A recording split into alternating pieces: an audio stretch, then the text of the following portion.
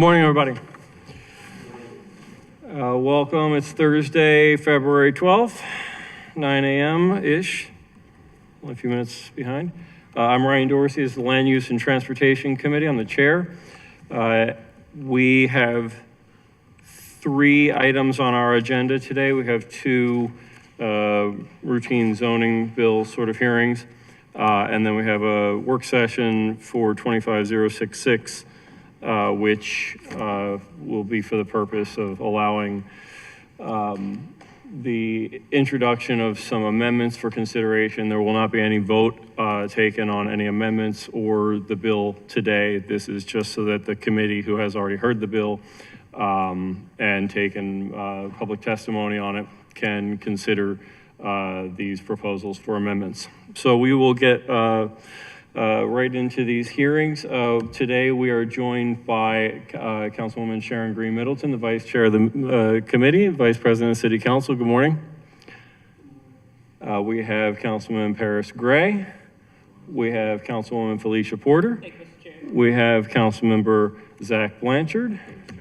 And we have members from a number of different agencies. I will try to keep these first 2 hearings moving along fairly quickly here, as we have a bunch of agency heads and folks here to for the 3rd bill on the agenda, and I don't want to keep too many people waiting. Tony, how are you doing this morning? We have our staff member, Tony Leva, here. Very good, sir. Good morning. Great. Okay, so we will begin with Council Bill 250018, Planned Unit Development, Designation Tivoli Eco Village. We will bring up the sponsor of the bill, Councilwoman Ramos, to kick us off. Good morning. Yeah. Senator Mikulski is in the house.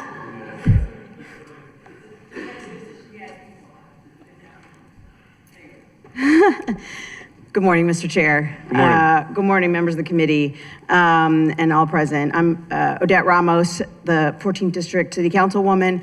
I'm here to present 25-0118. It is a planned unit development for the Tivoli Eco Village project. The Tivoli project is located in Coldstream Homestead, Montebello. It is directly across the street from Clifton Park. It is a very long time coming project.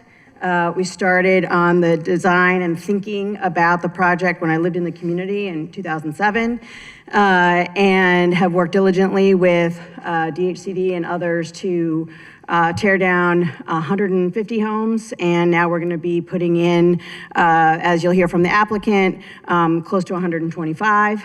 It is a great project for the community. We're really excited about being at this point. Now, after Transform, we wanted to not have PUDs, but this project is innovative, and we really needed more flexibility in the code, which is why we needed to do a PUD.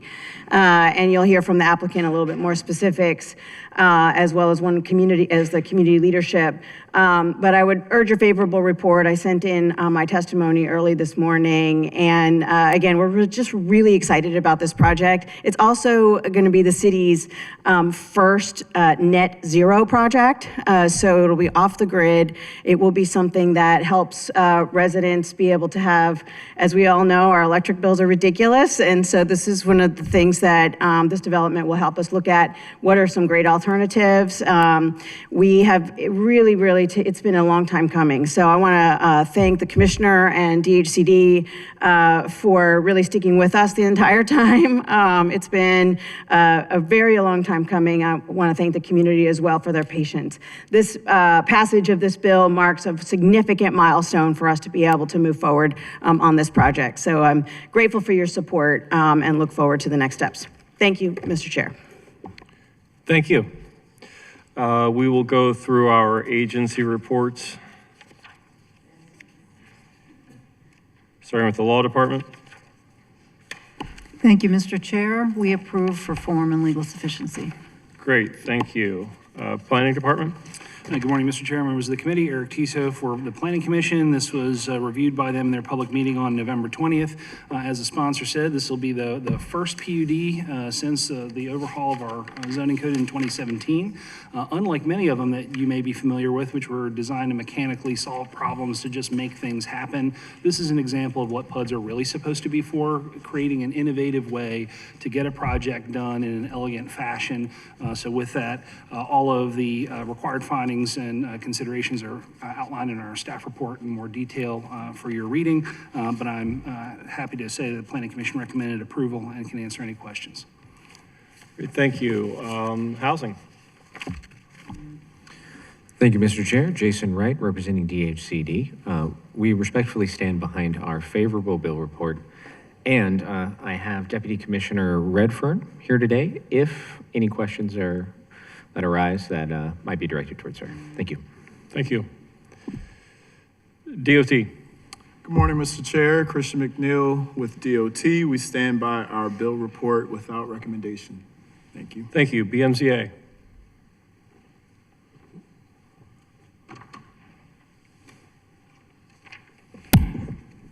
Sorry about that, Mr. Chair. We, as the mayor's office, do stand behind BMZA's report on the bill. Great, thank you. Okay, do we have a representative for the project other than the sponsor of the bill that wants to put anything on the record here?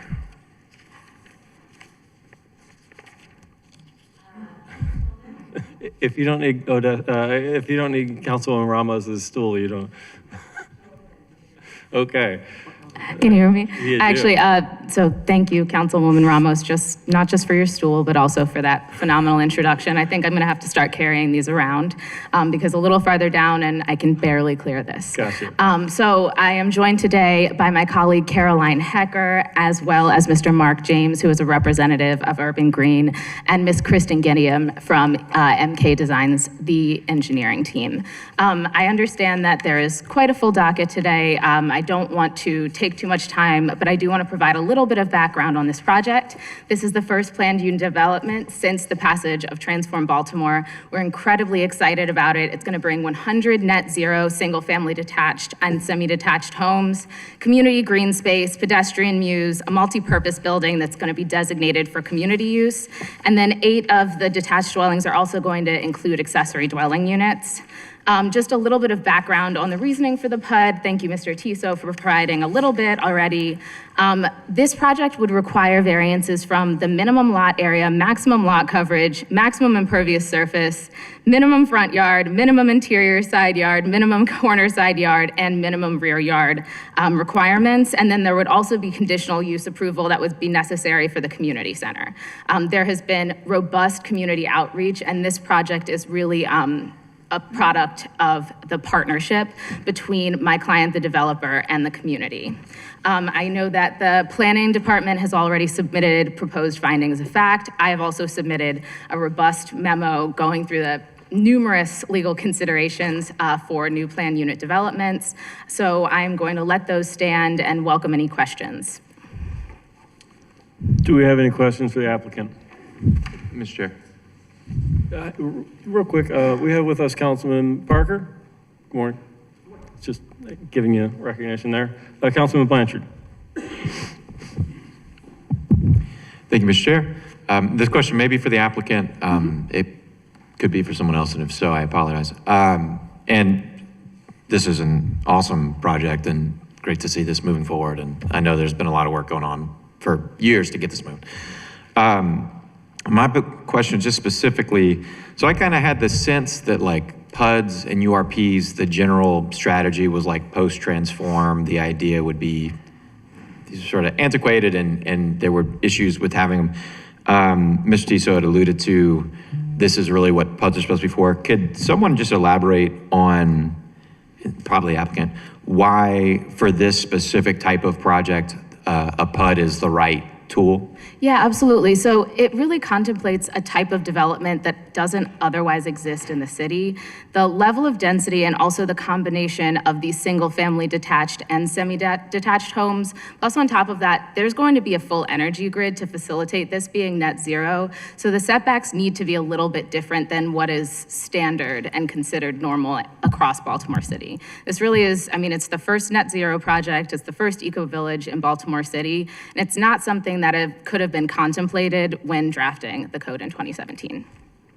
So one, the combo of the detached and semi-detached, but also maybe more so just the sort of micro grid component of it sort of requires this creativity here. Yeah, or flexibility. absolutely. Okay, thank you. Thank you. Any other questions? Okay, great. All right, thank you. Thank you. Do we have several people signed up to give testimony on this? I do have Caroline here. Do you? No? Okay. Mark Washington?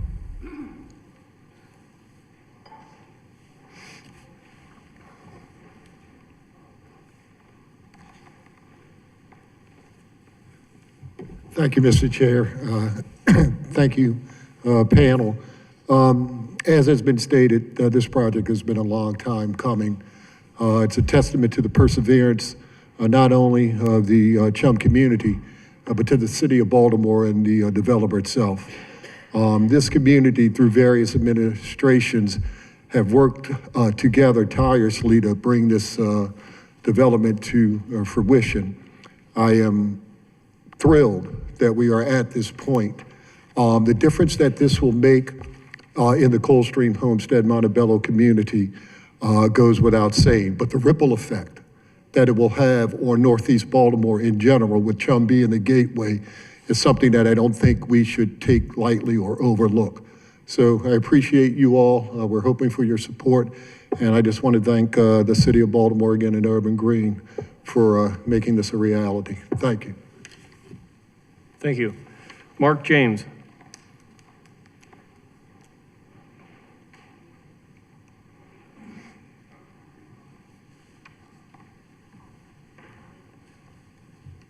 Good morning, Mark James. I'm the president of Urban Green. We're the developers on the project. Just wanted to really talk about some of the impact that these projects will have. For a long time, many cities around the country and globally have talked about creating next generation communities that seek to create both affordability and, as I like to say, financially accessible housing that is also eco-friendly, that is sustainable, that is resilient. And so this project does that. I really want to make sure we take an opportunity to thank Councilwoman Ramos, and want to make sure we thank all of our team members and community members, including Mr. Washington. We've enjoyed a great deal of support because everybody is striving to see these next generation communities take place. And we're thrilled to do it in Baltimore. So we would love to get your support for this. And certainly thank you all for your continued support for our application. Thank you. Thank you. Kristen Gettium? No comment. No comment. Okay, great. Anything else here from the committee before we do a finding of facts and offer it up for a vote? Great. I'll note that in the law department report on the second page, it comments on the planning commission report, concluding with, in the report, planning staff provide explanations supporting each of the required criteria for approval. I have reviewed the planning commission report and concur, and so I will just offer up a vote to accept the planning commission's report for finding of facts. All in favor of adopting finding of facts, say aye. Aye. All opposed? Abstain? Great. The finding of facts will be offered to the council when we report this bill.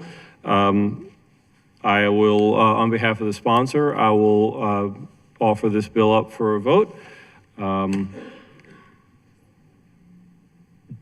Dorsey votes yes. We will go through a roll call here. real quick. Vice Chair Middleton? Yes. Councilman Parker? Yes. Councilman Gray? Yes. Councilwoman Porter? Yes. Councilman Blanchard? Yes. Councilman Bullock is absent with us today, so we have 6 votes in the affirmative. This bill will be reported as favorable to the full council at its next council meeting. Thank you, Councilwoman Ramos.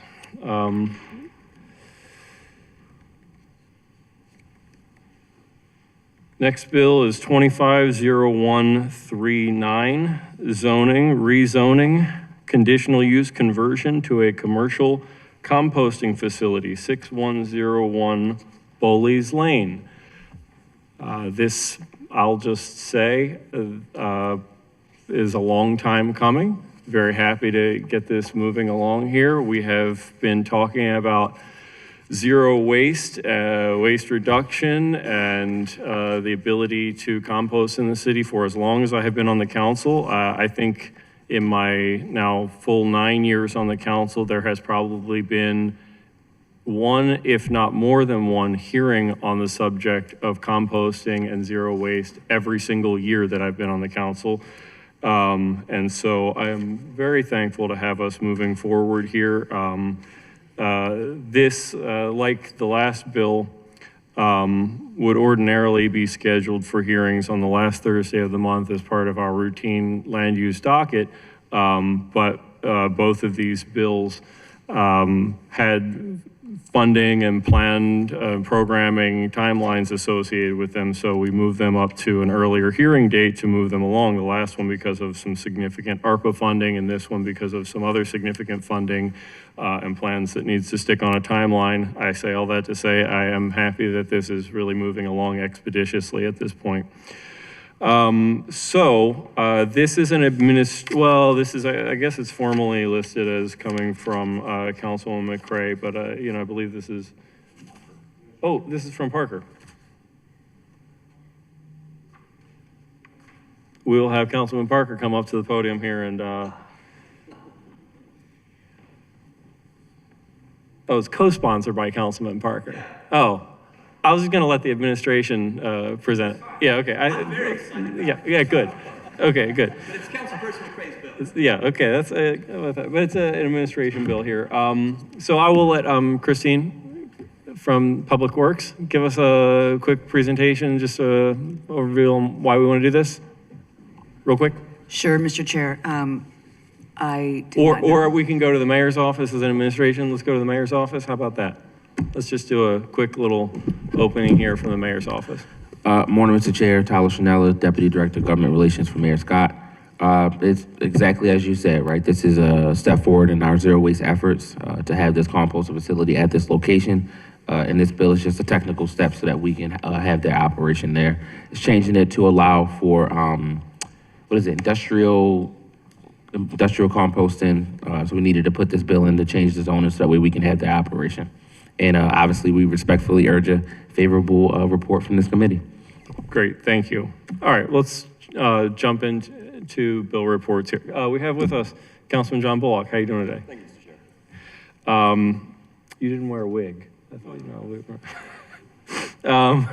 were a wig. Okay, Law Department. Let's start with the Law Department report.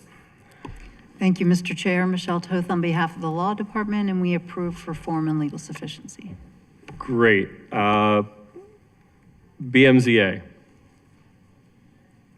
BMZA stands behind their report, Mr. Chair. Great. Planning Commission. This bill was reviewed by the Planning Commission in their meeting of January 15th, and this is really a two-for-one kind of deal where there's a part of the bill which performs a rezoning from the existing OIC or Office Industrial Campus to the IMU2, which is an industrial mixed-use zone. That is one of the optional zones that is contemplated in the General Land Use Plan, so that is fine. That zone enables the approval of a composting facility as a conditional use. That conditional use process is also encapsulated in this bill. The required findings and considerations are addressed in our staff report, which you have with you. And with that, the Planning Commission recommends favorable. Great. Department of Transportation. Thank you, Mr. Chair. Christian McNeil with DOT. We stand by our favorable bill report. Great. And last but not least, Department of Public Works. Thank you, Mr. Chair. Christine Griffin, Department of Public Works, and we stand by our favorable report. And I would just add that by moving the Boldy's Lane property from OIC to IMU2, along with the conditional use approval, this will allow us to modernize our facilities there, add small hauler and residential drop-off areas, and of course, build what we've been waiting for, the composting facility. And as you mentioned, Chair, this all directly supports the city's zero waste goals. So I would request a favorable report. Thank you. Thank you. Do we have any questions here for any of our agency representatives?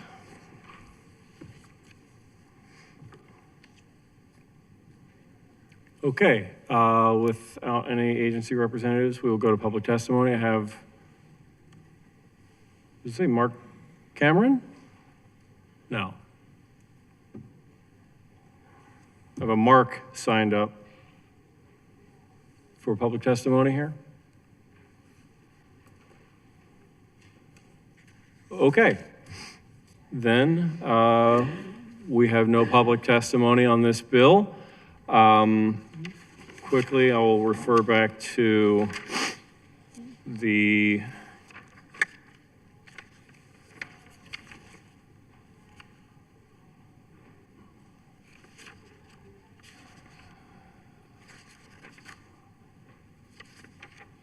just checking the law department and planning commission reports so that we can do a quick finding of facts based on that.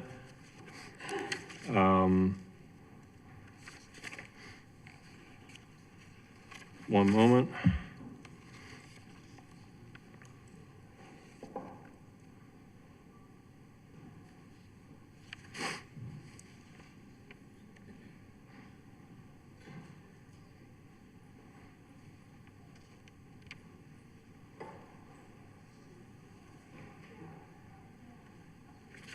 Okay, in the law department report on pages 5 and 6, there is an extensive review of considerations given to this bill by the Planning Commission.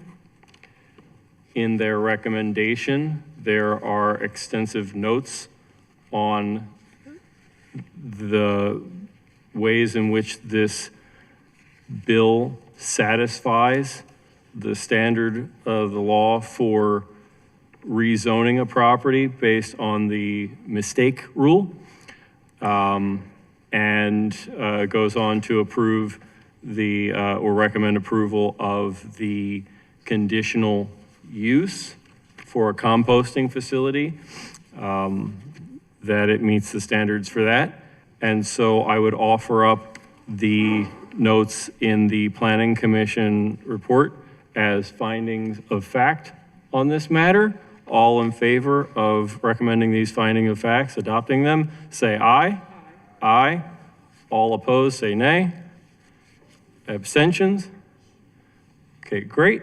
We have findings of facts on behalf of the administration. The lone co-sponsor on this bill, Councilman Parker, can offer it up for a vote. I will move the motion to move the bill. Great. We will do a roll call vote. The chair votes yes. Council Vice President, Vice Chair Middleton votes yes. Councilman Parker? Yes. Councilman Gray? Yes. Councilwoman Porter? Yes. Councilman Bullock? Yes. Councilman Blanchard? Yes. Great. This bill will be recommended favorable to the full City Council at its next meeting.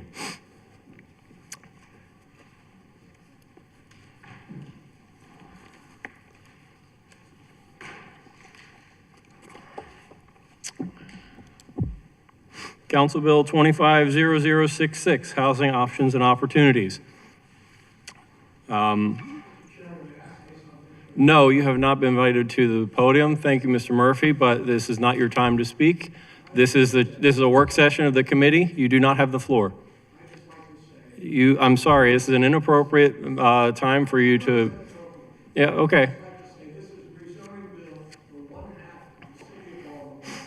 Mr. Murphy? Thank you, Mr. Murphy. This is not being heard by the community. The law requires personal Thank you, Mr. Murphy. Thank you, Mr. Murphy.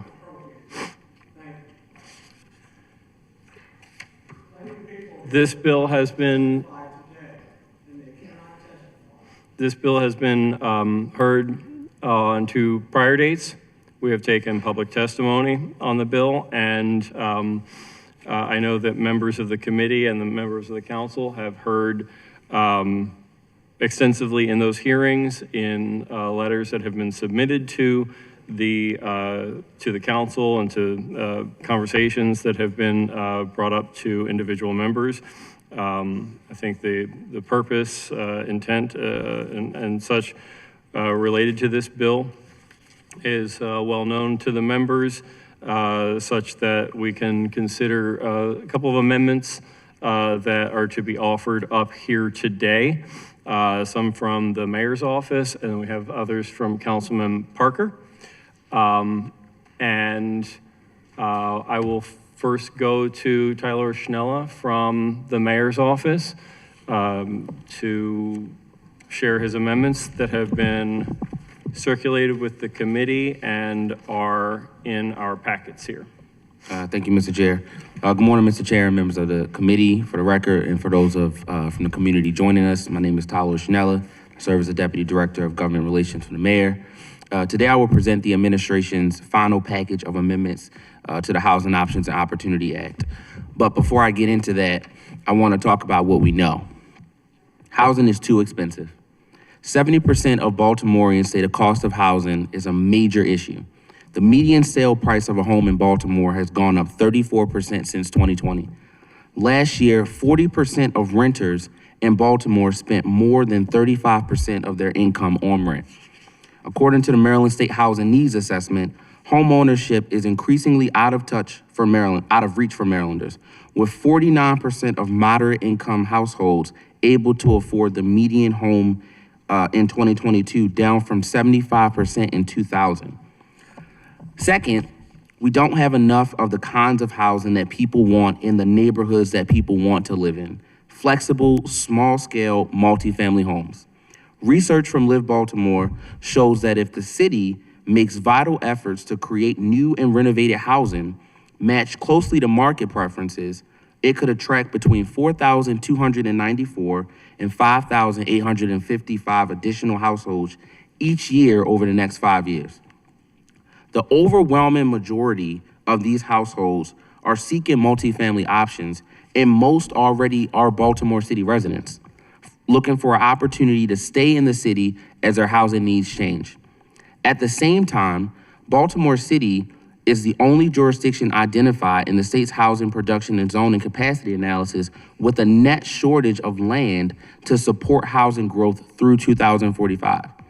We are already operating at a deficit across every zoning category, and many high-density districts are nearing build-out. And according to our own Department of Housing, Baltimore needs to add roughly 147,000 housing units over the next 15 years just to keep pace with demand and population stabilization. The implication is clear. If we want to retain residents, attract new households, and support long-term growth, we must make meaningful progress in expanding housing opportunities, including thoughtful development in low-density areas. For too long, Baltimore's zoning code was used to segregate, exclude, and restrict the housing that we need. While Maryland has traditionally prioritized local control over land use decisions, the state's analysis makes clear that jurisdictions across the state, including Baltimore City, have too often used that authority in ways that constrain housing development, contributing to a net shortage of land needed to support future growth. The Housing Options and Opportunity Act will make housing more affordable and accessible in Baltimore. And to those who argue that we already have enough vacant homes and should focus only there, the data tells a different story. Even if every viable vacant property were redeveloped, Baltimore would still face a shortage of housing capacity to meet future demand. Addressing vacancies is necessary, but it is not sufficient on its own. Even with $300 million in city investment, leverage to generate up to $3 billion in total financing through the Reframe Baltimore strategy, we're still tens of thousands of units short of what our residents will need. The path forward requires an all of the above strategy, activating vacant properties, expanding zoning capacity, and creating the flexibility families need to live in ways that are affordable, stable, and dignified by choice, not by constraint. Expanding housing supply is critical to restoring balance to the market, improving affordability, and ensuring Baltimore remains a place where residents can build wealth and put down roots. Put simply, if we want a growing, competitive Baltimore, we must make it easier, not harder, for people to afford to live here. The push to increase the housing stock is also being echoed at the state level. This year, the State Department of Housing and Community Development has a piece of legislation that will ensure that growth is possible.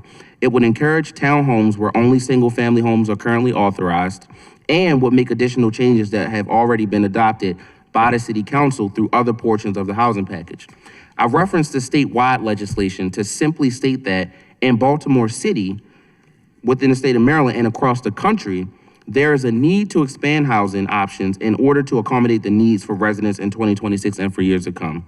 Without adopting these changes, as mentioned previously, Baltimore City will be 147,000 units short within 15 years, which means the future of our city, and for those who call our city home, is dependent upon these low-density shifts.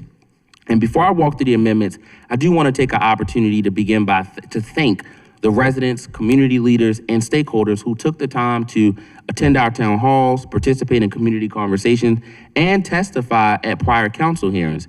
Your voices were heard, and they directly informed the package of amendments we are presenting today.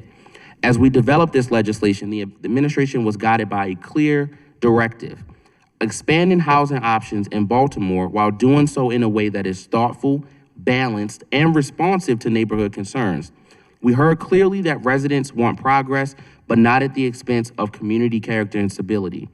The amendment package reflects that balance. For example, by allowing up to 2 units by right, while routine 3 and 4 unit conversions through BMZA, we are recognizing the desire expressed by many residents for a more measured approach to by right density.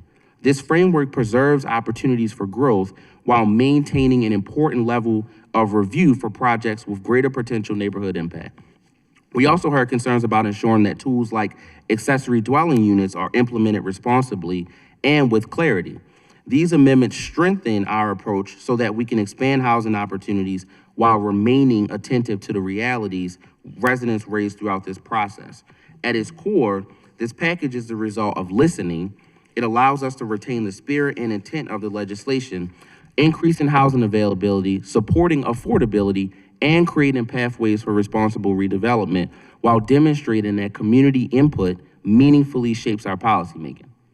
And then I'll pause and go over these amendments real quick. All right, amendment number 1 is amendment that you've all seen before. This Just is real quick. Yes, sir.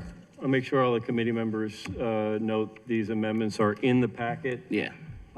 Tony has put 4 tabs into the packets.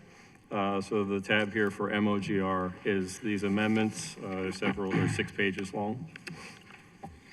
Good. Ready? Yep. First amendment is requiring an annual report from the Board of Municipal Zoning and Appeals.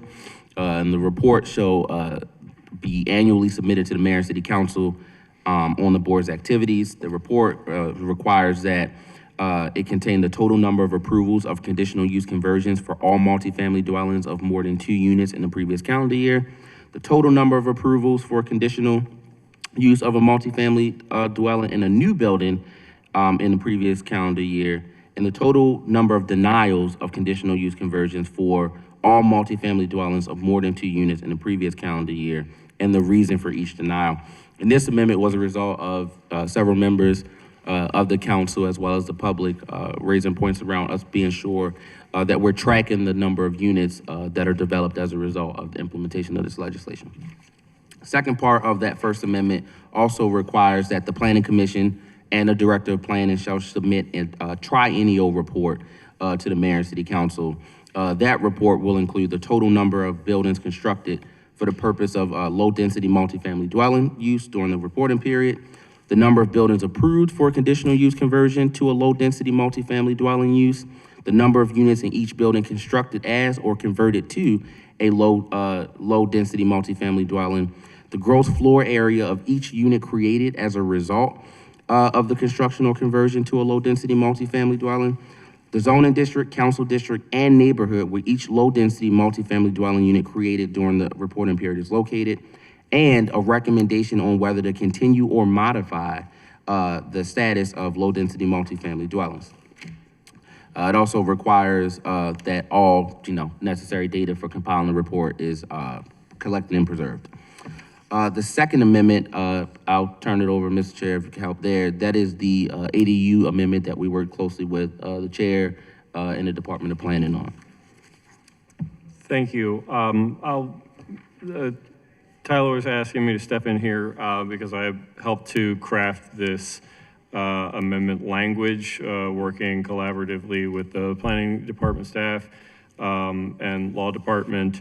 And really this one was driven by Councilwoman Ramos, who I also stepped in and said, let me, I'll make sure that this is all crafted to work in the way that the zoning code is structured. The driver behind this is that last year, the General Assembly passed a bill requiring, making accessory dwelling units a by right allowance in all detached home districts throughout the state of Maryland, and requiring that each jurisdiction in Maryland between October of 2025 and October of 2026 adopt language, adopt policy, ordinance, law to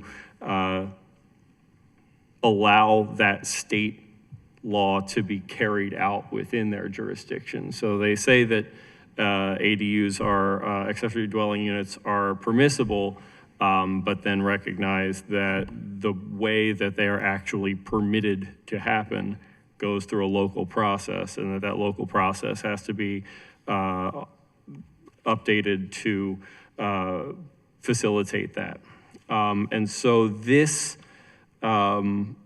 is crafted to do exactly that without doing more than is required in the state law, while also retaining all of the intent of 2566 in allowing ADUs not just on detached dwelling properties, but on others as well. It retains the similar standards to what's in the similar or identical standards as to what is in the state law, expressing clearly that an ADU is always a subordinate structure. You can't have an ADU on a property that doesn't already have a dwelling on it. That you can't get a permission to create the ADU before there is another structure there to for dwelling. That they're on the same lot, that the ADU is smaller in size, and that it's no greater than 75% the area of the principal dwelling. Because of the way that, so this may look different in certain respects to certain other uses within the zoning code, because it's not a principal use. So if you look at the tables in the zoning code, it would say, in these categories, these uses are permitted or conditional or whatever. That is not the same when you're talking about an accessory use, one that is subordinate to and that is not available as a standalone unit use itself. So this is all written into the section of the code on accessory uses, which includes other things like, I keep pointing to ham radio antennas and such. And so it just is incorporated into the other language pertaining to accessory uses, which includes things like maximum height and where in the required yard and setbacks, it is, the accessory use is allowed to be. So one thing of note here, I would say, is the maximum height provision on page 4 of these amendments, section 15502. This is, for example, this is a provision that's not specifically required in the state law to be spoken to in local law, but because there's already provisions relating to maximum height in the accessory uses section of our code, it had to be addressed. And so the way this is addressed is to say that the maximum height of an accessory dwelling unit is the lesser of the maximum building height allowed by the zoning district of the lot or the actual height of the principal dwelling on the lot. That means that if a house was built 40 feet before the law was 40 feet in height, before the law was created that says that buildings can't be more than 35 feet, then the accessory structure is limited to that 35 feet. But also, if the law says that the maximum allowed is 35 feet and the principal structure on the lot is only 30 feet tall, then the accessory structure can only be 30 feet tall. It can't be taller than the principal structure. The state law does speak to the point of density restrictions in and of themselves not being allowed to be a barrier to the permitting of ADUs. And so one of the things that is addressed here in order to accommodate the construction of ADUs is allowing that an ADU can encroach into a required rear yard setback. So a bunch of this is kind of, it's just basic sort of par for the course kind of zoning code language. Again, just to carry out the intent of this state law and maintain the intent of the ordinance at hand. Yes? When would you like us to ask further questions about this? Do you want to keep working through the list? Or yeah, let's finish going through the administration's amendments, and then we'll have questions about them all, and I'm happy to answer questions about this one at that time. Amendment 3? And Amendment 3 is the footnotes to the tables that just clarify what is conditional by BMZA and then what is just a permitted use. Amendment number 4 is in alignment with the bill that was passed by this council and introduced by Councilman Gray with respect to bulk and yard requirements. And that is our package. Great. Happy to have any conversation about these amendments at this time. Anybody want to go before Councilman Parker? No? Okay, Councilman Porter. No, you go first. Okay, thank you so much. And so I just want to thank you so much, Mr. Chair, and thank you, Tylor, for giving an explanation of those amendments. I want to just clarify, is it two additional, or is it just one additional? So is it 4 units or 3 units that we're talking about? What do you mean? So the first amendment, you were talking about 2 additional dwelling units? So it's 2 units by right, and then the 3rd and 4th conditional. You need BMZA approval. So 4 in total. Yes. All right. Thank you. Mm-hmm.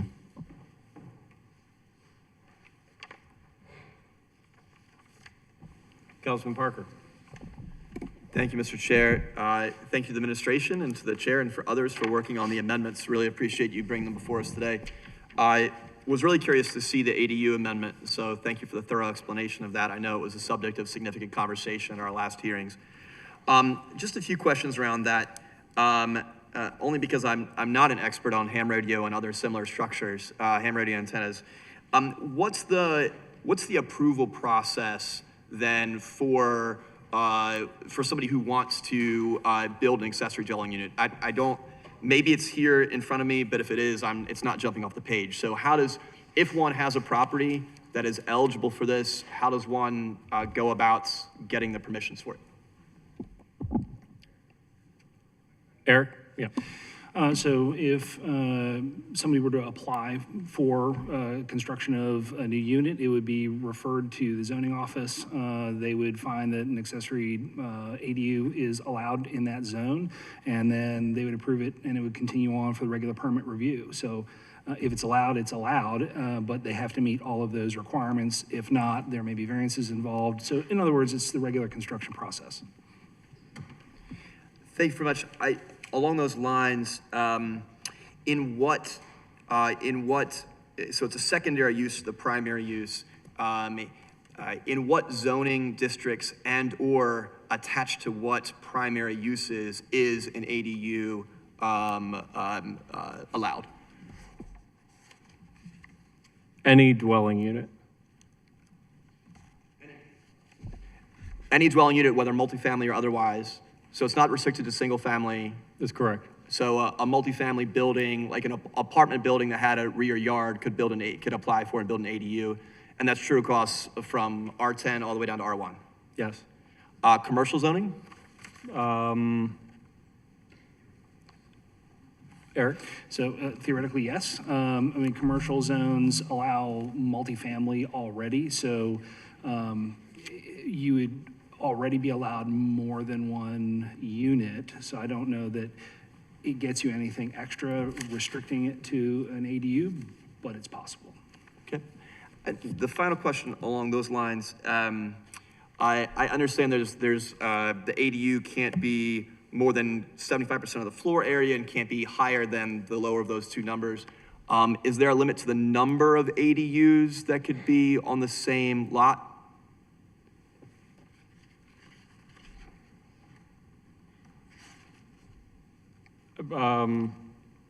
The language by saying an accessory unit implies one. Yeah. You can always clarify that if you feel necessary.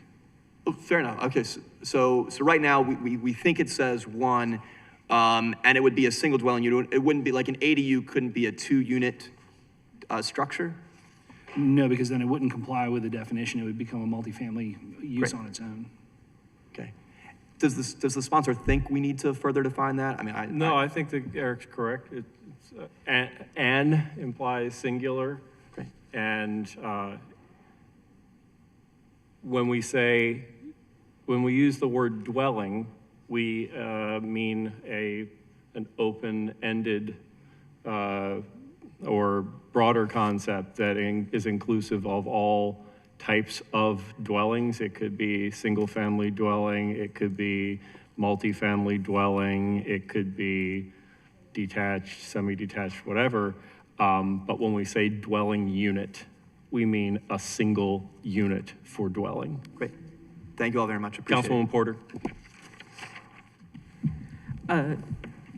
This question is for Tylor. Tylor, I had a quick question related. I know quality of life was something that I brought up in our conversations related to increased enforcement of any type of,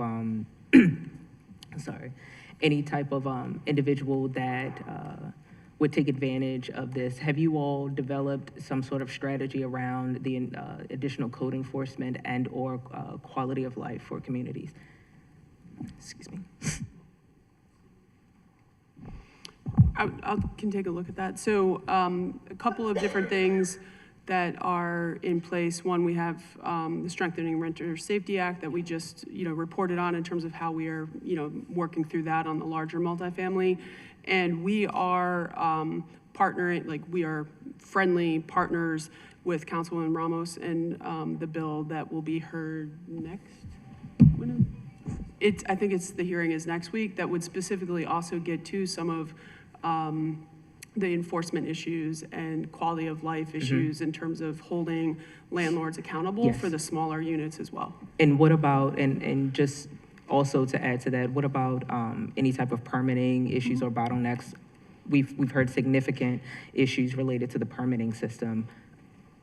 How do you all envision that coming into this argument? So we've actually, we had a hearing the other night on the permit system. We've actually turned a corner on the system in terms of, we are now issuing residential permits median 3 days, which is down 75% from the 12 days that it was at the last hearing in October. And the majority of the permits that we issue are in that residential permitting category.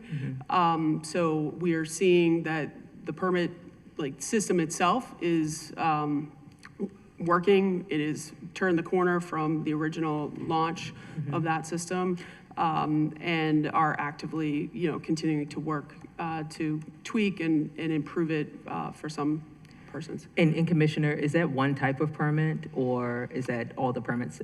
That makes up 80% of all the permits that we get. And then the other permits we have on the chart, and I don't have it right in front of me right now, but we've seen general also some reduction in some of the commercial permits that we have, which is where but that doesn't make up the majority of the permits. And these would fall, anything related to this would fall into that residential permitting category. That 80% category? Yes. And then also with any type of architectural or site plan review, that would fall into the 20% or the 80%? It can fall into both. Both of them, yeah. So the only reason why I bring that up is because I saw that hearing, and we're still having people reach out to the council's office to follow up on permits, and it takes a labor from our office as well. And so I definitely applaud you all for making a turning of the corner, but people are still reaching out to the office, and I wonder how you all are integrating that into this new plan as we expand our housing. Yeah, we continue to integrate. We also, as we brought up in that, the administration is reviewing additional components related to the budget that we'll be looking at as well for specific, potential staff and augment that is being currently evaluated as part of that process. Sure. And my last question, I asked at the previous work session about the code inspectors, how full you are. You all mentioned that you are in a round of hiring for those code inspectors. Could you provide an update on where we are in that hiring process? Yes, so we have actually kind of shifted some of the, and created a specific sanitation team, and are in the process of finalizing some of the positions in that. We have a current sanitation team that is out on the streets, which is actually helping to kind of divide and conquer in terms of use. And so I believe we had interviews happening last week for additional code inspector positions, and the sanitation inspectors we have on the streets now, and those official positions are moving their way through the final approval because we utilized a structure so that we could get started with this through a temporary community aid position to bring them on so that then we can transfer them over. So it's about 9 sanitation inspectors out. 9 out of how many are you going to bring on? We have 9, I believe it's 9 total sanitation inspectors. 9 total. And so am I to assume with this additional specialized team that the duration between DHCD and DPW for any type of code, any type of code enforcement in general, it would be reduced? It would be shorter. So the sanitation team, a majority of the issues that we do get are related to sanitation. So it would allow any of that communication or internal work orders that happen, because it's an internal work order that happens between DHCD and DPW.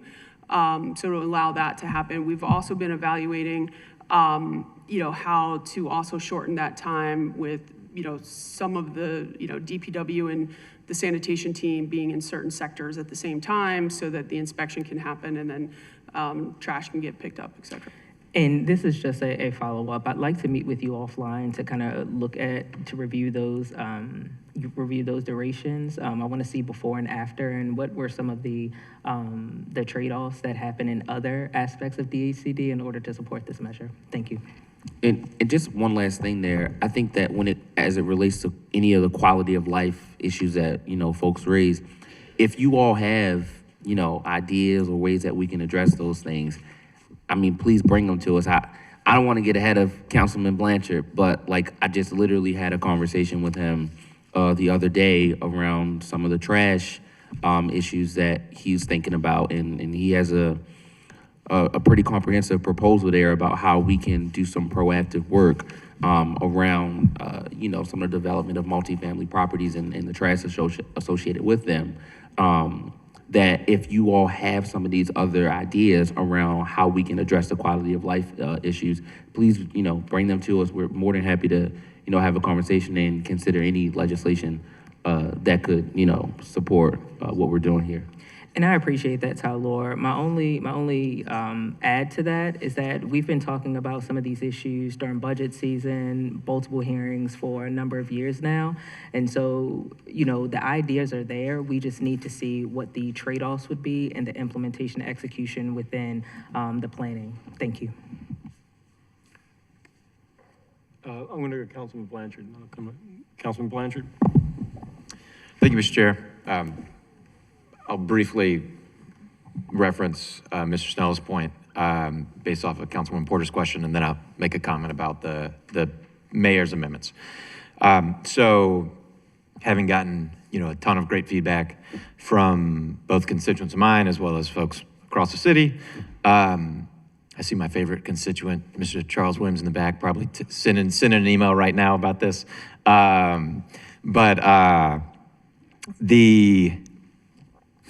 We're working I'm working legislation both with the mayor's office on parking enforcement, that on the RPP program that changes it more from a permitting program into a management program, that I think will help us add gentle density without overburdening the existing residents, which is something, obviously, feedback we got a lot, both with my bill and then concerns with 66. And we're having those the legislation's in early draft mode, but having good conversations with DOT and the Parking Authority. And then multifamily trash challenges is the other thing that have had conversations with the Mayor's Office, DPW. Hopefully we'll have an initial conversation with DHCD on this very soon. But so those to tackle, I think, two of the bigger kind of consistent and I think fair concerns that residents have with the impact of adding this density. And so I'm more than happy to speak with Councilwoman Porter and any other member who's kind of interested in getting a brief rundown of what we're working with the mayor's office on here. To the set of amendments, I think this is a really comprehensive set of amendments here. And to talk bigger picture about it,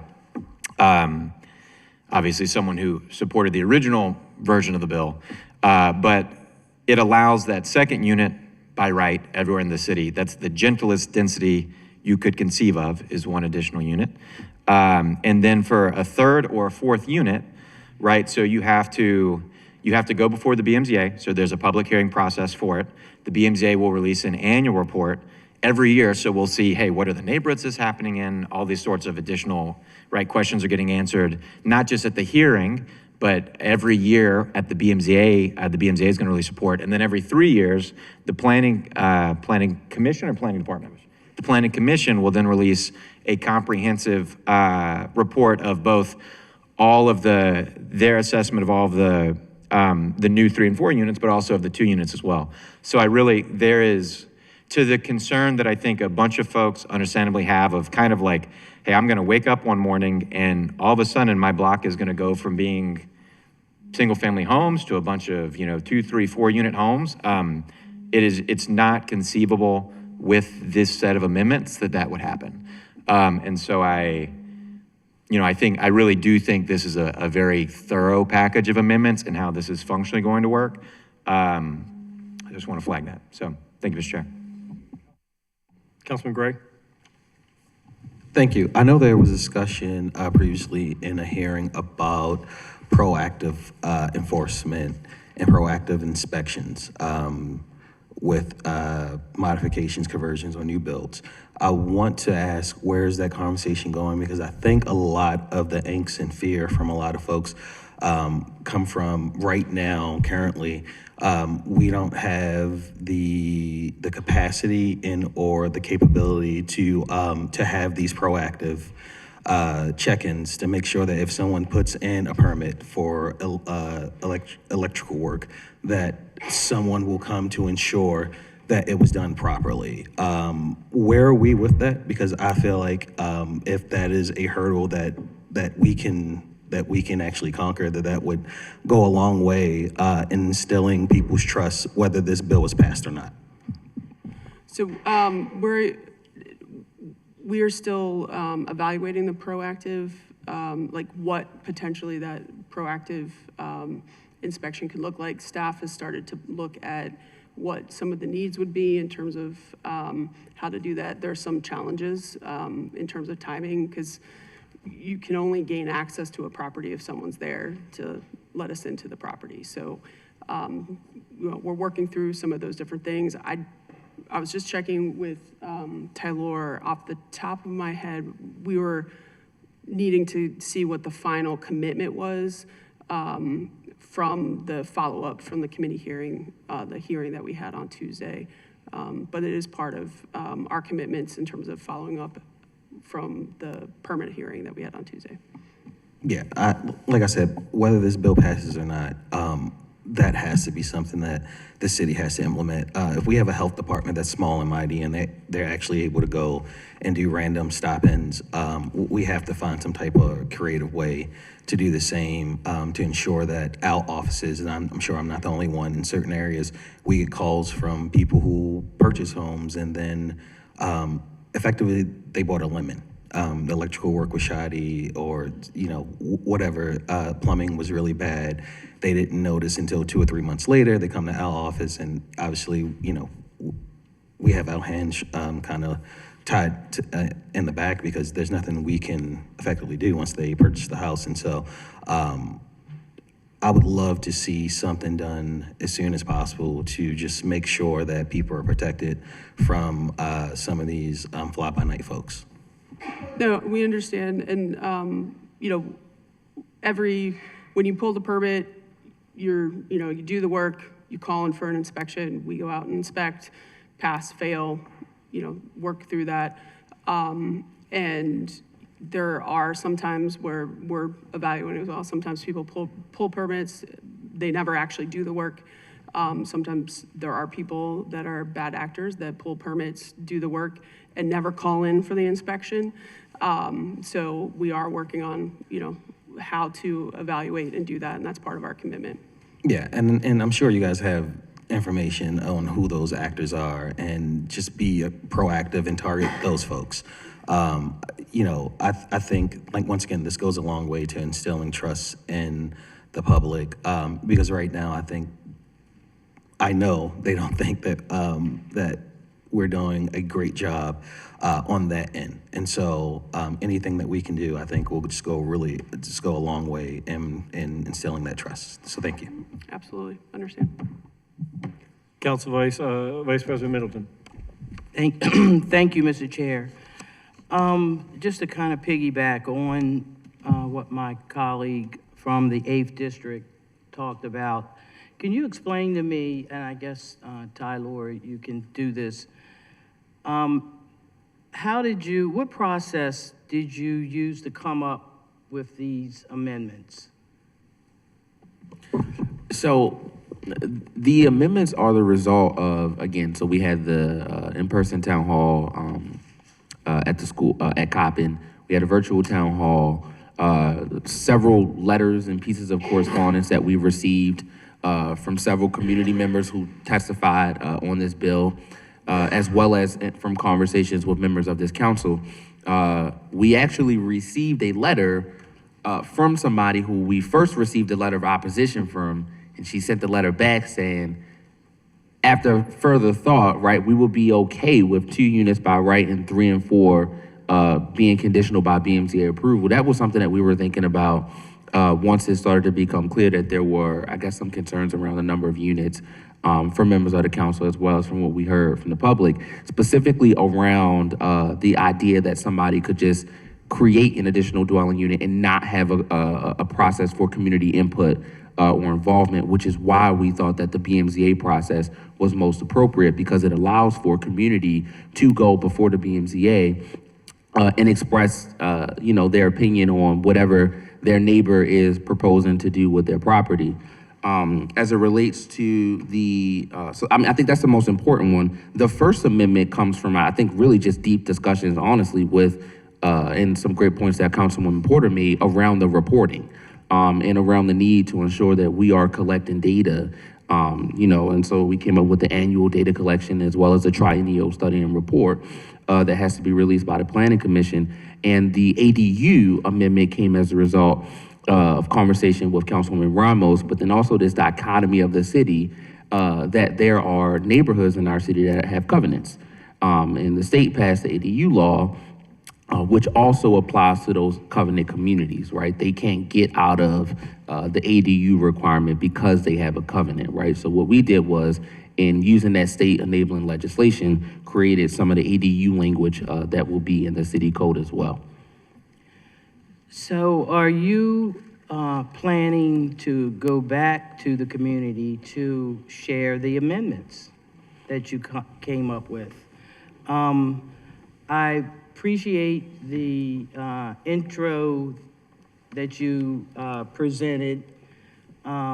Everyone knows that there is a need to do something, but for some reason, we're not mentioning our Black homeowner legacy neighborhoods that, quite frankly, I know I represent in the 6th district. And everyday people they don't spend their time talking about zoning, they spend time going to work, trying to keep their families together, and possibly attending meetings and relying on the people they have picked in their communities to share information with them. And I've said this early on when this bill first came out, and some of the main reasons which continues to upset me is, the process that has started with this whole bill, the communication, the education piece is so important, the building of trust and respect. And that's what Transform Baltimore did. And when that was finished, there were no questions, there were no protests. It's clearly showing, this bill is still clearly showing that there needs to be a strong education piece on helping neighborhoods, particularly African-American neighborhoods, understand what you're trying to do, because the trust and respect, and those are the communities that have been filled with trying to stop different kinds of group homes. It's just been a traumatized situation in those neighborhoods. And also those neighborhoods are not far from the border of Baltimore County. It's a whole different program. And if you have not lived and experienced in these, I say it all the time, even when I go to, when I had started going to liquor board hearings and the things that happen in our middle-class neighborhoods, not just our underserved neighborhoods, that people that make decisions don't live in these areas and don't understand the day-to-day problems, because we have problems, we admitted, we have problems with not having enough people doing code enforcement. It's not an everyday thing. People come out there when there's a complaint from a constituent. Where do the complaints come to? The council members. Everything just about comes to the council. I appreciate and understand everything that you're doing, and I'll say it again, Black legacy homeowners are serious about the home they live in and how they want the surroundings of the home. And it's a different way you have to educate and approach and build trust, because it comes from a long-standing history of racism and separation. And you're not going to solve the problem by just changing homes. There's still some more work, and I hope this committee understands there's still more work to do. I appreciate everything that you're trying to do, and I can't say it again. This has to move slow. You have to actually not just have, I'm not a town hall supporter, because you don't, at the end of the day, you're not really accomplishing much. You're listening to people, but you're not having a back and forth conversation. So let's try to just slow down a little bit. I'm glad that you are listening and putting these amendments in that have come from some of your town halls, but this goes deeper. And we had Transform Baltimore right in front of us. Of course, we don't want to take this subject to take 4 or 5 years, because that was a massive manual. But this is, of course, one subject, and you need that continual involvement. And the people that, come and sit and try to give their testimony, we have to continue to let people express themselves, whether it's online or in person, because they take the time to get off their jobs to try to express themselves. And you started the process with some amendments, but I'm sure there's more problems and things that they want to express. So I can't say that enough. And please, this is not just about homeowners. Yes, this is also about renters too. I started last term with that Security Deposit Relief Act that was specifically for renters, So I don't want anyone on this council to try to confuse me being against renting as well.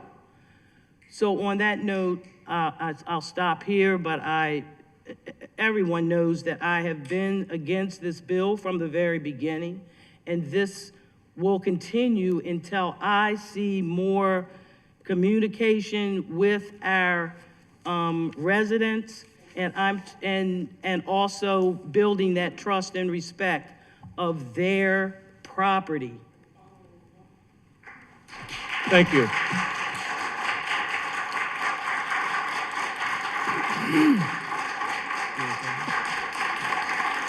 Thank you.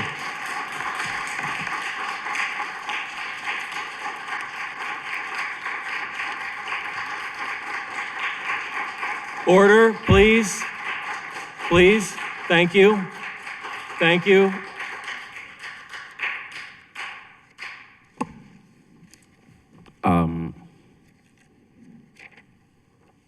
Thank you, Vice President Middleton. I think that with respect to your first question, of any bill that has been introduced in this council, this bill has had the most intentional engagement on the part of the sponsor, the administration, okay? The second part to your question around the question around whether or not there's a plan to take the amendments back out into community, is that there is not at this moment. We have, this is not the first time this package of amendments has been discussed in this committee. When we went out as part of these town halls, we did discuss these amendments, and folks were allowed to, with the respective agency representatives that we had present at the town hall that we had at Coppin State, allowed to have that back and forth dialogue and to be able to ask and have answers to specific questions related to the various issues that were raised, when we received feedback from community members. With respect to this idea that this administration does not prioritize and deeply respect homeowners, it's not true. We are literally working to deliver rate relief for homeowners. We just announced this 4-part strategy that we're partnering with Vice President Middleton on to deliver rate relief to our homeowners. But we can do both and. We can support our homeowners and still support responsible development of the types of housing that we need in our city. And I'll leave it at that, Mr. Chair.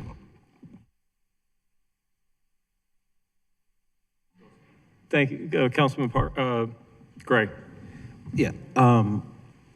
Eric, I don't know if you're at liberty to answer this, but I do hear a lot about Transform Baltimore and the time that it took. Looking at, I guess, all the bills in retrospect, and particularly 66, do you think that 66 deserves the same amount of time and community input and thought through as Transform Baltimore?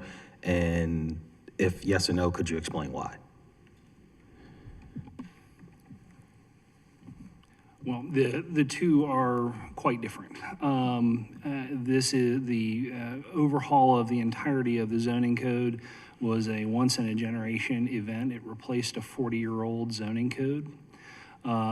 Clearly, the 7 years that was spent on rewriting, not just rewriting, but entirely recodifying the structure of the zoning code, takes a substantial amount of effort. Interestingly, I was hired in July of 2000 to do the background study that would lead to the rezoning of the city that happened in 2017. I'm glad I lived to see it. This bill and its topic is significant, but I think the scales are different, as has been addressed. So I think it obviously deserves the time that has been spent on it, but there is a material difference there. Could you just go into just a little bit of like material difference? And I'm not doing this to push you. I'm doing this because I think at the end of the day, everyone just needs to have an understanding of what the difference is, whether they agree or not. Sure. I just think it's just important just to have that clarity in the air. Sure. So just going off the top of my head, we went, well, let me start here. There were several novel districts that were created with the new zoning code. We increased the number of residential districts to take into account the existing fabric of the city.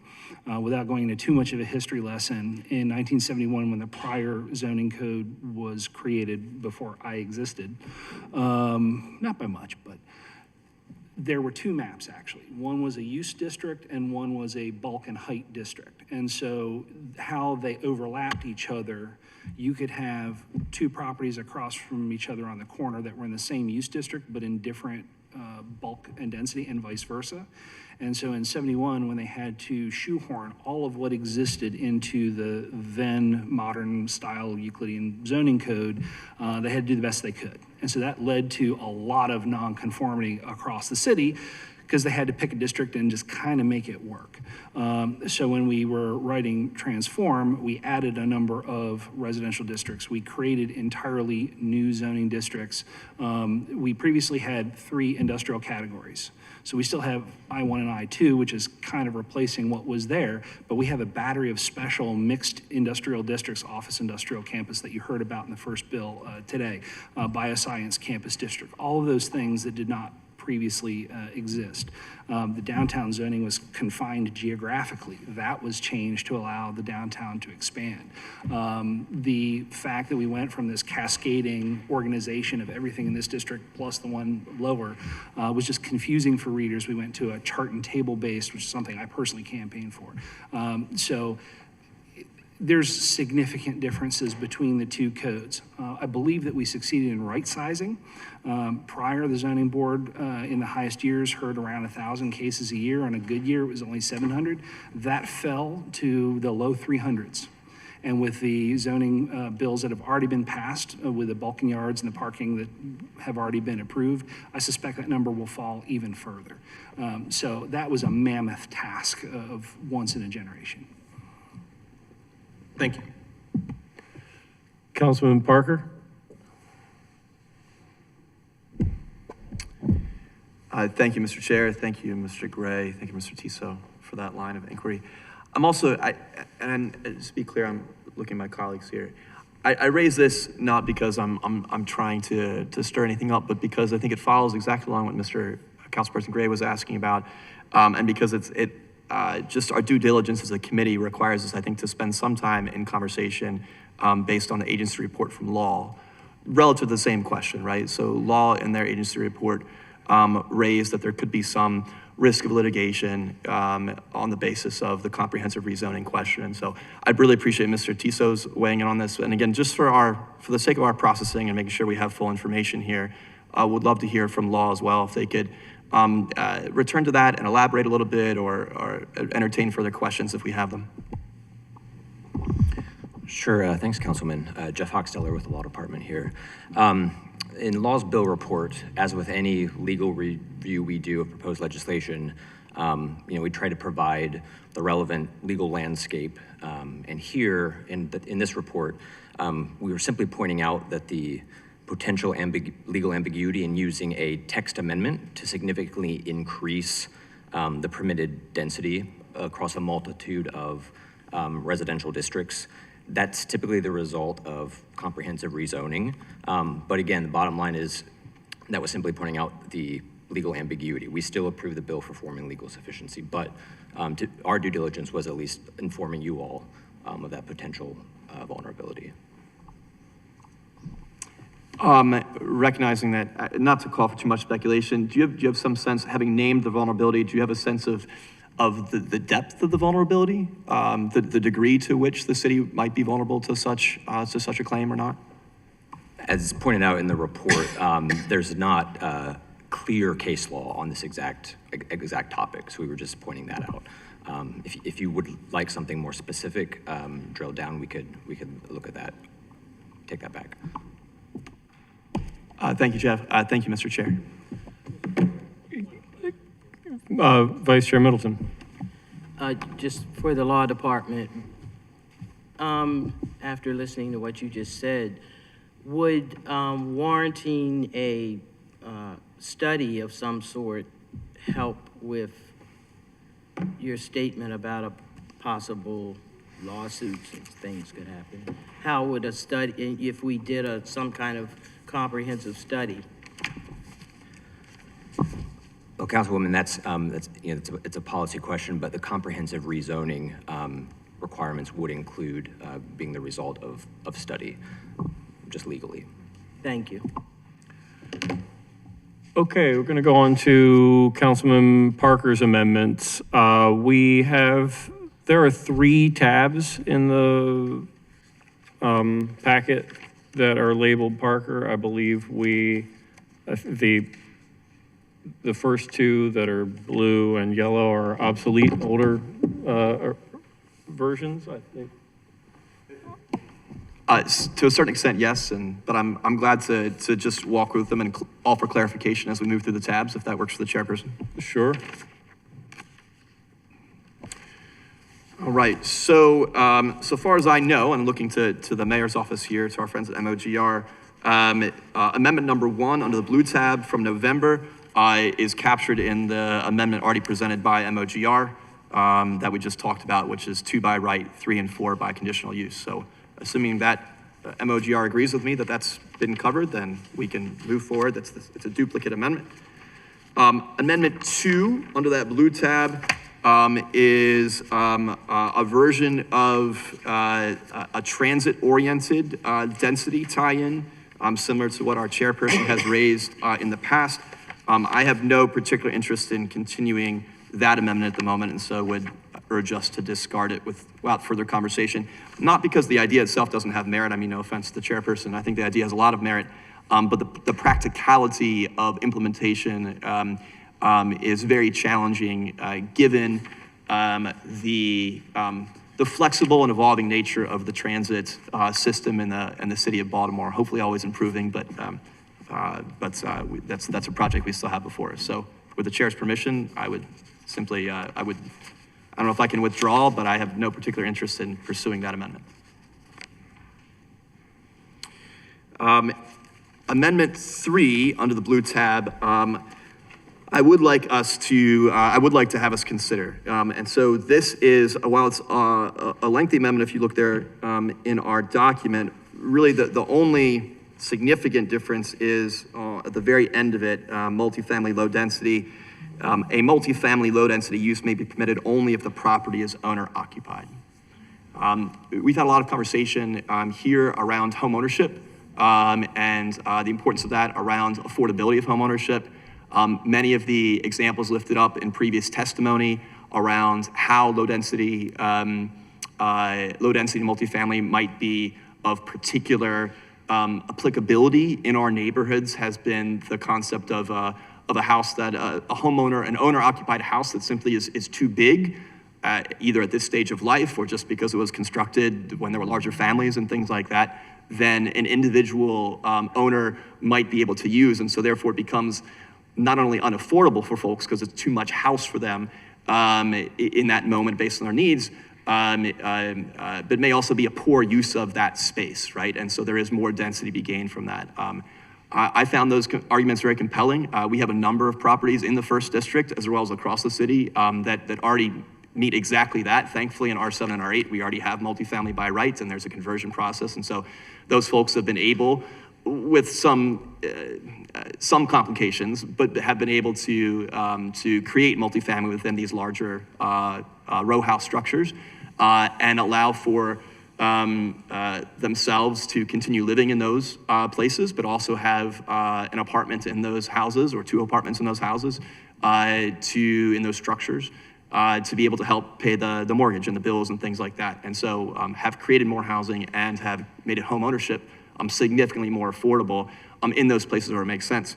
And so given that, I wanted to put forward this concept that this particular benefit of density be tied into home ownership as a way of, one, addressing those very real concerns that have been raised about affordability, especially as the housing stock and family sizes continue to grow apart from each other, and as people move through life and their families get smaller because younger generations move off to their own places, that this gives that flexibility on the ownership side for it.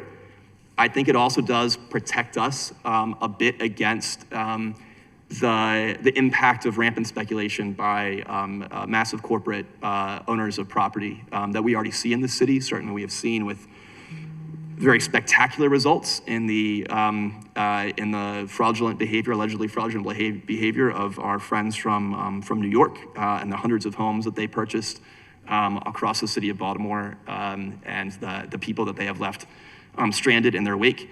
But they are just the most public recent example of the ways in which massive corporate ownership of row houses or of homes, residential homes in our city has led to really disastrous impacts for our communities, and especially for the residents there. And so this would also be a hedge against that, to make sure that this really important tool for increasing density and affordability is doing those 2 things while also supporting our homeownership goals and not opening us up for greater abuse by parties that simply see housing in the city as a way to enrich themselves and screw everybody else over. That's Amendment 4. Under the red tab, or under the yellow tab, those are 2 amendments that are carried over, and so we can skip them completely. They are duplicates. Under the red tab, there are 2 amendments that really are one, and so I would urge us not to do one without the other, otherwise it wouldn't really work very well as far as I'm concerned. And that is this, recognizing, as I mentioned, in R7 and R8 communities, we already have multifamily housing by right, and certainly the R7 and R8 districts, our neighborhoods in my district have a ton of multifamily that already exists and is a really important part of the density and the diversity of housing stock and affordability in our communities. And that the conversion process from single family to multifamily currently is by ordinance, which is a really clunky, slow, unnecessary process. I know my colleagues who have had to introduce ordinance after ordinance to switch over a single family home to a multifamily home, a multifamily dwelling in our R7 and R8 districts, have gotten very tired of, not that we mind the work, it's just, it slows down the process for our neighbors and for people who are investing in our community who want to make this change. And it's coming before the city council when it could easily go before the zoning board, where there are people who are used to dealing with these questions, have the training and the background for it, have staff that can do the investigations. There's a public hearing process that's well established. And so the proposal for me is to change that single family conversion process in R7 and R8 from conditional by ordinance to conditional by board. And also then there would be no need from my perspective to have this low density multifamily in R7 and R8 because we already have multifamily by right. And so rather than slap this new additional multifamily use in areas where we already have multifamily by right and a process to convert from single to multi, let's make that process to convert easier and not have to reinvent the wheel by saying, well, are you a multifamily property or are you a low density multifamily in the same neighborhood where the distinction is unimportant and we already have multifamily existing in abundance and we should make the process to transition between them more efficient and easier. Thank you, Chairperson. Thank you, colleagues, for your attention. Great, thank you. Any questions?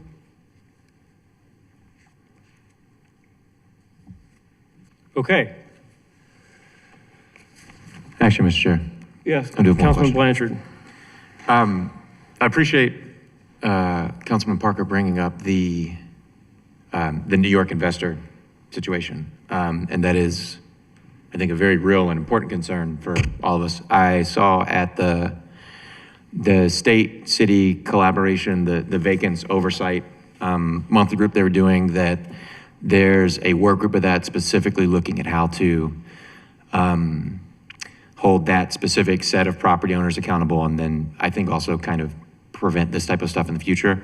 And so question for Commissioner Kennedy, who I think is maybe the right person to ask here. There's roughly about 750 properties or somewhere in that group. Are any of those properties, were any of them purchased as multifamilies or were any of them converted to multifamily? None of them were converted to multifamily. I would have to go back and double check if any are, but the majority of them are just single family townhomes in the city. Okay, thank you.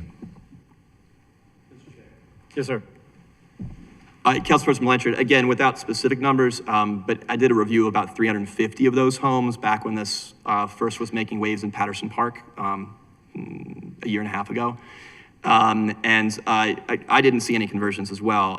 A number had been purchased that were 2 or 3 units that were, this kind of style of 2 or 3 unit multifamily.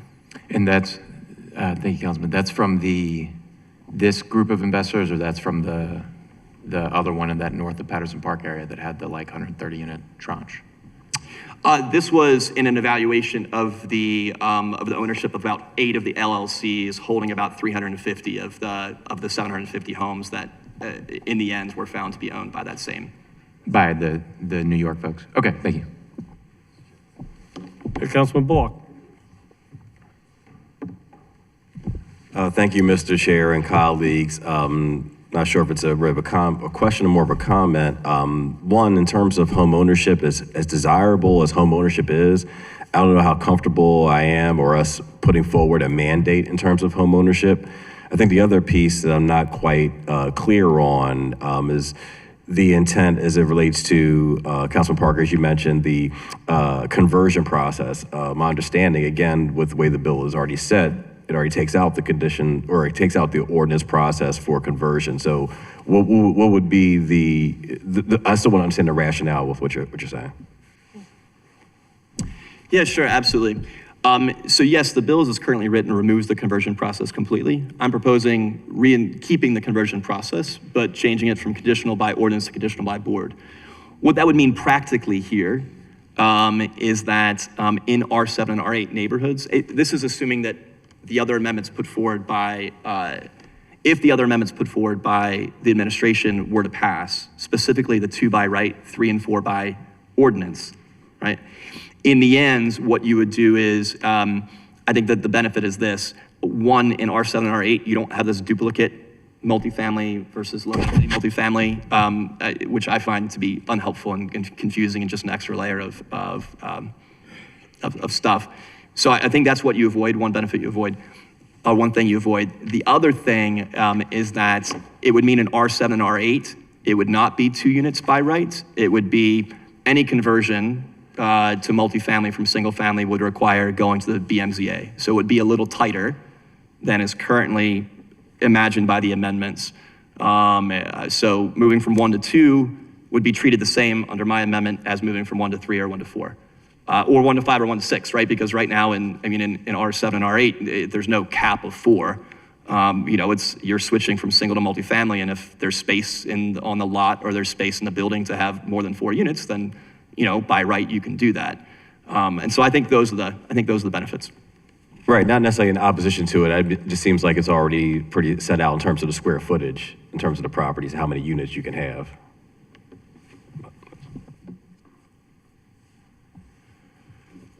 I'll just speak my part on this amendment. I had the opportunity to review it last night with Councilman Parker, and I felt like it was reasonably logical since there's already a path to converting in R7 and R8, but we acknowledge that it's cumbersome by requiring an ordinance. There's no, and because it's the only category that already has a path to single family to multifamily conversion, and because it's the only one that already has a path, it's the only one that by creating multifamily low density as a category available in that same district would end up then having 2 paths to creating multifamily of that size, that it made enough sense to me to just retain the existing path to creating multifamily under the existing multifamily definition while making it easier, taking away this cumbersome process of requiring an ordinance, and instead the more normal, typical process of requiring a zoning board hearing instead of an ordinance for that. So that would be like the path for multifamily in R7 and R8, while you could still do multifamily low density and all the others that the bill proposes. Cool. Okay. So we have these amendments here presented to the committee for consideration. I'm glad that we were able to take this opportunity to have them presented formally, not just being emailed to us, but that there could be this discussion, that we could play off of one another's discussions and comments, and have thoughts stirred up here. So I'm happy. Did you, the vice chair, Just one question. Yeah, Councilwoman Middleton. Why hasn't the Environmental Review Board weighed in on this or an opinion? We don't, Environmental Control Board? Yeah.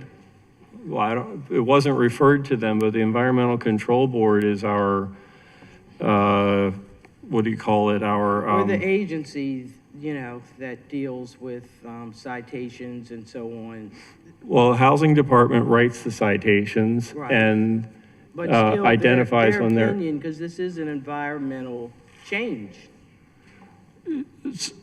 The Environmental Control Board is the adjudicating body, simply. If somebody gets a citation, which would be for a violation that the Housing Department has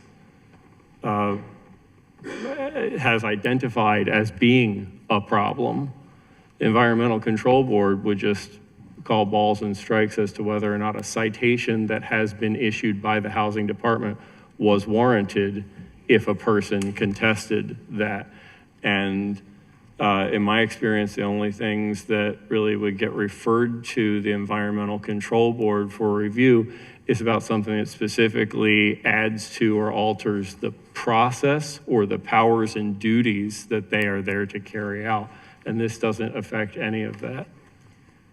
So what about the police department safety issues, just to weigh in their comments? or or DPW.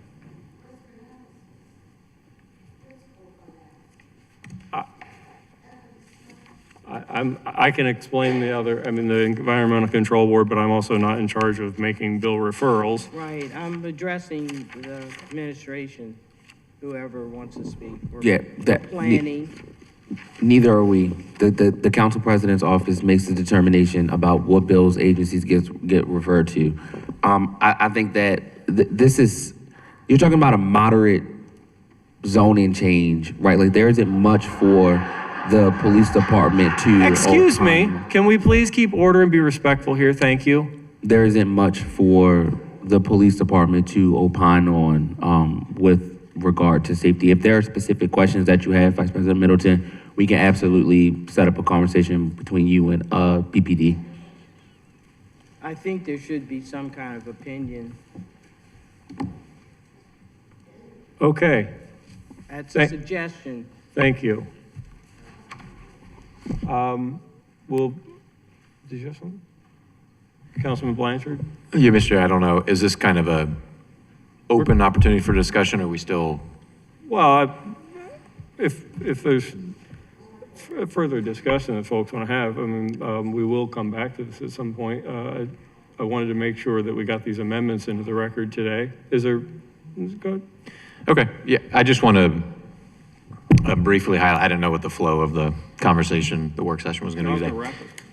Okay, so I'll be very brief then. And just kind of a reminder of the overarching scheme of the type of housing we're likely to see here.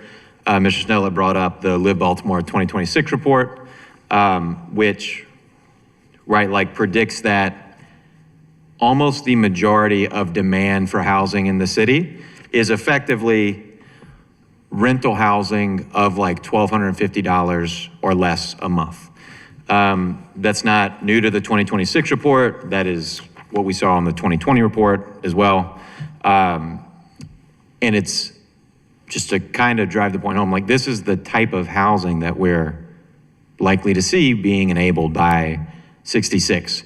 And so this is, when we talk about legacy residents, these are this demand in that market is for city residents who live here in both the 2026 report and 2020 reports. These are people who live in the city and are renters and would like better options than what they have now. And granted, probably most, certainly a large portion of those renters would be homeowners if they had the financial situation to do so.